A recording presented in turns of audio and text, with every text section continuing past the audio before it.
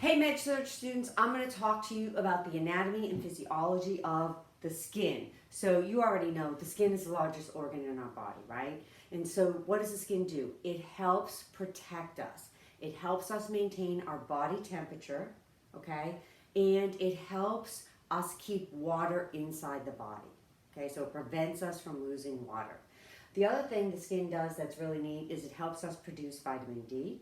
Okay, and it also has some immunologic function. So it does help us not only as a barrier protect against infection, but we have macrophages in our skin that are helping eat up bacteria. Okay, now I'm going to introduce you to the layers of the skin. Now, I know you've already had this in patho and A&P. I'm just going to go over a little brief A&P here. Okay, keep it easy. All right, so depending on which source, there's 2 to 3 layers of skin. I'm going to teach you 3 layers of skin because I think it's going to help you more when we get into burn depth, okay? So the first layer is the epidermis, okay? And this is the top layer of the skin. Now, this layer is non-vascular, okay?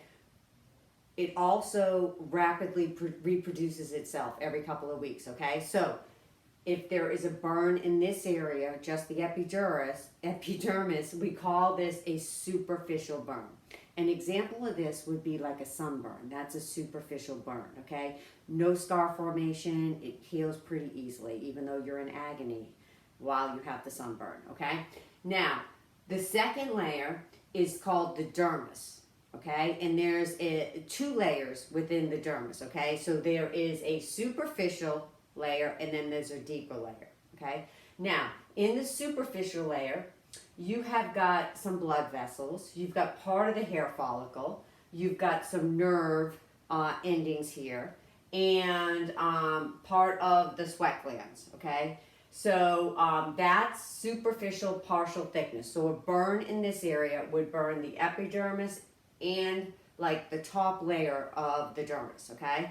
Now, let's go down a little bit lower in the dermis, okay? You have your hair follicles. This is a sweat gland. You have more nerves down here.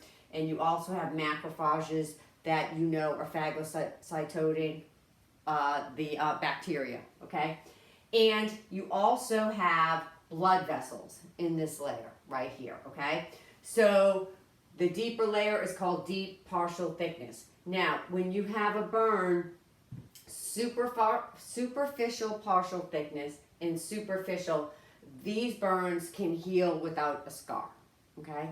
Now when we get to deep partial thickness, these burns usually do scar, and I'm going to go in a little more depth when I do talk about depth. I'm just giving you like a little overview right now, okay? Now the next layer is the hypodermis layer, or what we like to call it as nurses is a sub-Q layer, right? This has the fat in it. It protects us. It's a shock absorber for us. And here you have the blood vessels. It also helps produce vitamin D, okay? So as we get deeper into the burn layers, the person is not going to be able to manufacture vitamin D, okay? Now, with the hypodermic layer, we do have 2 layers there too, okay? So we have what's called a full thickness layer, and then we have a deep full thickness. Now, underneath this, the hypodermic layer is a layer of muscle, okay? So this can help you because as we get down to deep full thickness, the muscle and tendons are going to be exposed, okay? This is the layer that we worry about eschar. They're going to have tough, leathery eschar, and I'm going to go into more detail with that when I start talking about the depth, because you're going to have to really know the different characteristics of the depth, okay? But this is just a brief overview of the A&P, okay?